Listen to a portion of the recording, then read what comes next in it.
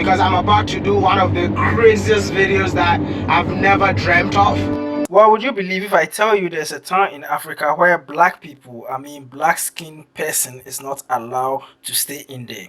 And this town is actually called Orania, and it is in South Africa. It's a town in South Africa where only white people are allowed to stay there or live there. Recently, Wode posted this video on YouTube. He calls it a vlog, but I call it a documentary. Okay, let's watch it and then see something. In my whole lifetime, I never thought I would come across a town within the land of black people where blacks are not allowed to live in there. I don't even know how to feel right now.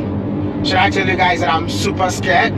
Because I'm about to do one of the craziest videos that I've never dreamt of. This particular video will definitely go down as one of my most sensitive vlogs ever. I'm currently in Cape Town, driving to a town that so many South Africans don't want to hear about. If I talk about South Africans, I'm talking about black South Africans, indigenous South Africans, people that were here before the settlers came in here. I believe that most of you have heard of the town, and I want to include you in this conversation, so let me know what you think in the comment section. But don't forget to like this video because it's very important to me. I made it to Orania, and believe me or not, this is not the Orania that I was expecting. Because when I got here, I found a country within South Africa. I'm in love with Orania. Yeah. Can I stay in here? You're not African. Afrikaners are descendants of Dutch settlers who arrived at the Cape of Good Hope on a boat in the year 1652. Would you say that Orania is a controversial town in South Africa? Orania is definitely. I don't have to doubt it. I know that Orania is controversial. Orania. What is happening? Can somebody answer? Section 235 of the South African Constitution acknowledges the right of cultural groups to self-determination. But what about the Afrikaner enclave of Orania, which also uses race to determine who can be allowed to live in that community? The main reason why it's controversial is misperception. I think so, it's my personal opinion. Misperception about Orania. The people with the most to say about Orania have never visited. People out there believe that Orania is a racist model. Do you believe that whatever you guys are practicing here is racism? No. So what is it then? It's a culture town. It's a culture town. It's an Afrikaner town. The narrative is out there that if you preserve your culture, you're racist, and that's not true. But I don't think an African can leave Africa, go to Europe, and say that we just bought this land and no one is allowed to come in this town. It's whites only. If I have to decode the whites only, I'm talking about Africans only. So if you're a black man like me, you cannot stay there. We say Orania is a community for Afrikaners. It's not an issue just white in, black out. It's a question of culture. But someone might ask, if you want to preserve your culture, you're preserving your culture on a land that belongs to South Africa. Well, that is whole nother debate. If that is the case, then let's bring the other debate. Terrible things are happening in South Africa. White South Africans make up about 8% of the population, but they hold about 3/4 of privately owned land in the country. In contrast, only 4% of privately held land is owned by black South Africans, who make up nearly 80% of the country's 60 million residents. I'm sure that you guys know that white people were not originally from South Africa. Like, they migrated in the late 17th century from Netherlands, France, England, Germany, in short from Europe. They were immigrants in South Africa, but they forcefully colonized the people. Actually, no. They enslaved the owners of the land, the black South Africans. This is something that Donald Trump doesn't know, by the way, so you're welcome. Of the decision. Last month, President Cyril Ramaphosa signed into law a bill that allows the government to expropriate property for public purposes or in the public interest, in some cases without compensation.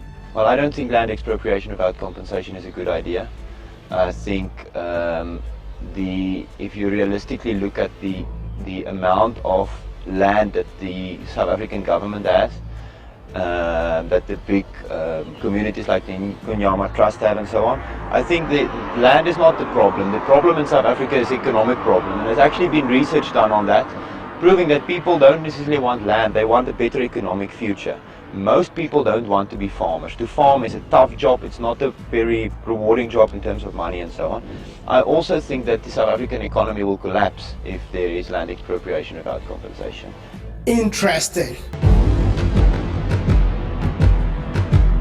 Would you agree with me if I say that this man performed a lot of atrocities in the past? It's our history.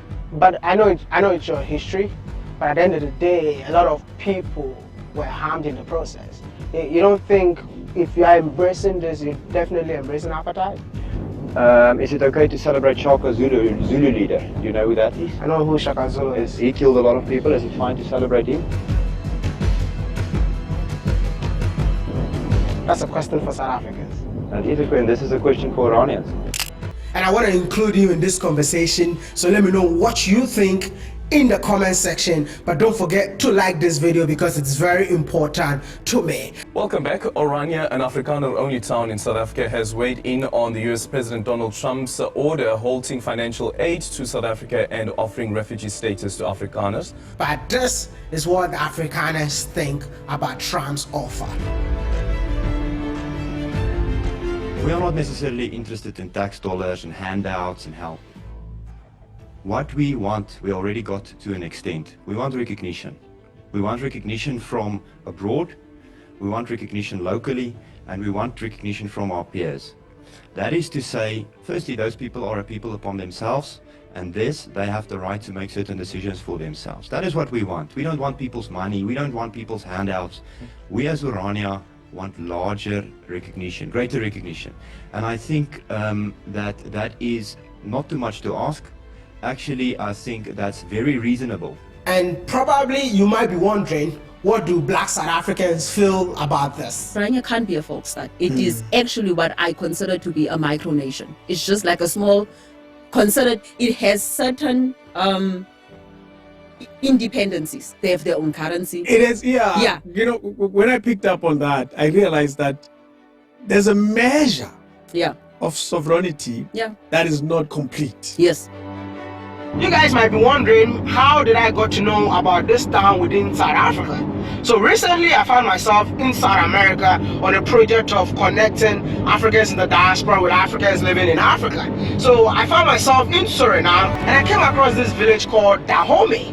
And within Dahomey, no white person is allowed in this village. So out of curiosity, I was like, you know what? I need to go find out why no white person is allowed. I was told that no white people are allowed in this village. Is that true? Do ya? Why?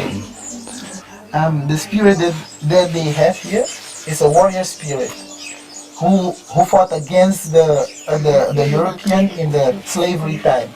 And every time that the warrior spirit see white people, he get aggressive, so they want to fight.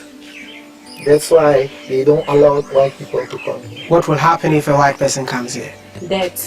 And when I released the video, the next video that came into my feed was a video of a friend of mine, by the way. His name is Joshua. He's a YouTuber based in Cape Town, talking about this town within Africa that no black person is allowed in there. And I'm like, you know what? They say curiosity kills a cat, right? So I guess with the African audience that I have, I personally want to go there as an African, as a black man, just to understand what is the motive behind it.